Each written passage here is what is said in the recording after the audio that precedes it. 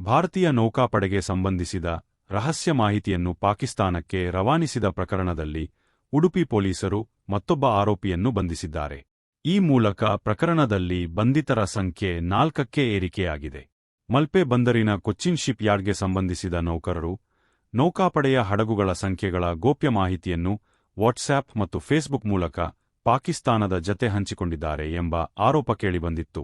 ಈ ಕುರಿತು ಮಲ್ಪೆ ಪೊಲೀಸ್ ಠಾಣೆಯಲ್ಲಿ ಪ್ರಕರಣ ದಾಖಲಾಗಿದ್ದು ತನಿಖೆ ಮುಂದುವರಿದಿದೆ. ಬಂಧಿತನನ್ನು ಪಶ್ಚಿಮ ಬಂಗಾಳ ಮೂಲದ 21 ವರ್ಷದ ಆಲಿಫ್ ಇಸ್ಲಾನ್ ಎಂದು ಗುರುತಿಸಲಾಗಿದೆ. ಆತ ಪ್ರಸ್ತುತ ಕೇರಳದ ಇಡುಕ್ಕಿ ಜಿಲ್ಲೆಯ ಮರಾಯು ಗ್ರಾಮದಲ್ಲಿ ವಾಸಿಸುತ್ತಿದ್ದ ಎನ್ನಲಾಗಿದೆ.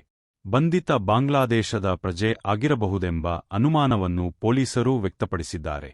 ಈ ಪ್ರಕರಣದಲ್ಲಿ ಈಗಾಗಲೇ 2025ರ ನವೆಂಬರ್ ಹಾಗೂ ಡಿಸೆಂಬರ್ನಲ್ಲಿ ಗುಜರಾತ್ ಮೂಲದ ಹಿರೇಂದ್ರ ಕುಮಾರ್, ಉತ್ತರ ಪ್ರದೇಶದ ರೋಹಿತ್ ಮತ್ತು ಸಂತ್ರಿ ಎಂಬವರನ್ನು ಬಂಧಿಸಲಾಗಿತ್ತು. ಇದೀಗ ಮತ್ತೊಬ್ಬನ ಬಂಧನದೊಂದಿಗೆ ಪ್ರಕರಣ ಮತ್ತಷ್ಟು ಗಂಭೀರ ಸ್ವರೂಪ ಪಡೆದುಕೊಂಡಿದೆ. ಭಾರತೀಯ ನೌಕಾಸೇನೆಗೆ ಸಂಬಂಧಿಸಿದ ಮಹತ್ವದ ಮಾಹಿತಿಯನ್ನು ರಹಸ್ಯವಾಗಿ ಪಾಕಿಸ್ತಾನಕ್ಕೆ ರವಾನಿಸಿರುವ ಆರೋಪ ಹಿನ್ನೆಲೆ ಉಡುಪಿ ಪೊಲೀಸರು ತನಿಖೆಯನ್ನು ತೀವ್ರಗೊಳಿಸಿದ್ದಾರೆ. ಈ ಪ್ರಕರಣದಲ್ಲಿ ಇನ್ನೂ ಒಬ್ಬ ಪ್ರಮುಖ ಆರೋಪಿ ಮತ್ತು ಮಾಹಿತಿ ರವಾನಿಸಲು ಬಳಸಿದ ಫೇಸ್ಬುಕ್ ಪೇಜ್ ಅಡ್ಮಿನ್ನ ಬಂಧನ ಬಾಕಿಯಿದೆ.